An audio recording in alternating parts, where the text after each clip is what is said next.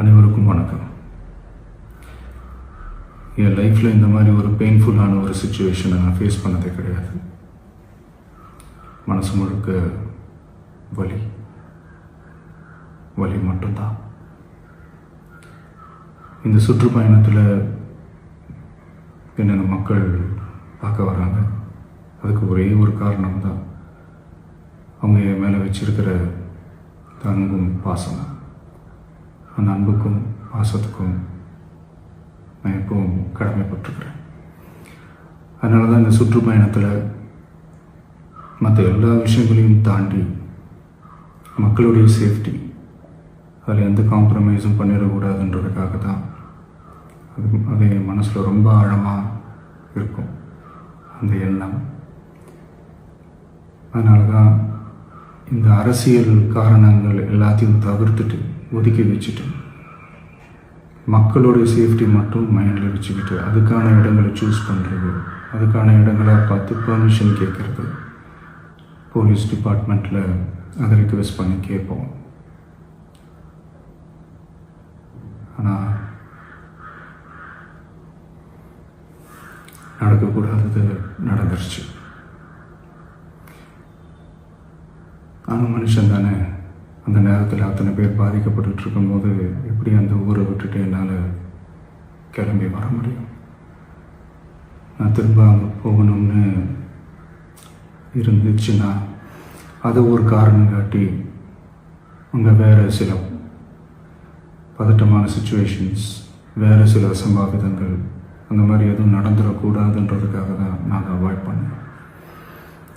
இந்த நேரத்தில் சொந்தங்களை இழந்து தவிக்கிற அத்தனை குடும்பங்களுக்கும் என்னுடைய ஆழ்ந்த இரங்கலை தெரிவிச்சுக்கிறேன். எனக்கு தெரியும், என்ன சொன்னாலும் இது ஈடேயாகாதுன்னு எனக்கு தெரியும்.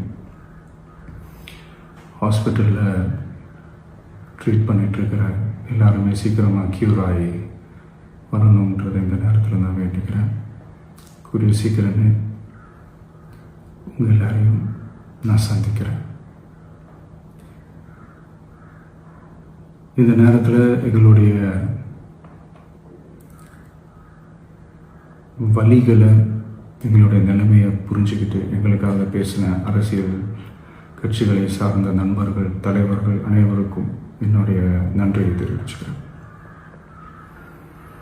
கிட்டத்தட்ட ஒரு 5 மாவட்டத்துக்கு பிரச்சாரத்துக்கு போனோம். இந்த மாதிரி எதுவுமே நடக்கல. ஆனால் கரூரில் மட்டும் ஏன் எப்படி நடக்குது, எப்படி நடக்குது? மக்களுக்கு எல்லா உண்மையும் தெரியும். மக்கள் எல்லாத்தையும் பார்த்துக்கிட்டு இருக்கிறாங்க. கரூரை சேர்ந்த அந்த மக்கள் அந்த உண்மையெல்லாம் வெளியில் சொல்லும்போது எனக்கு கடவுளே நேரில் வந்து இறங்கி அந்த உண்மைகள்லாம் சொல்கிற மாதிரி எனக்கு தோணுச்சு. சீக்கிரமே எல்லா உண்மைகளும் வெளியில் வரும்.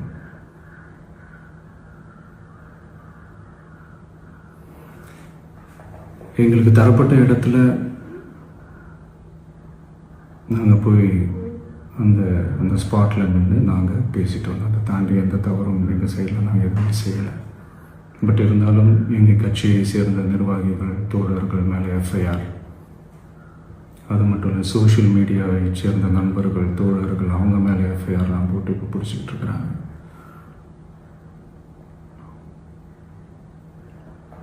சிஎம் சார், உங்களுக்கு ஏதாவது இந்த பழி வாங்கணும் அப்படின்ற எண்ணம் ஏதாவது இருந்துச்சுன்னா என்ன வேணாலும் பண்ணுங்க. அவங்க மேலே கை வைக்காதீங்க. நான் ஒன்று வீட்டில் இருப்பேன், இல்லை நான் ஆஃபீஸில் இருப்பேன். என்ன வேணாலும் செய்யுங்க.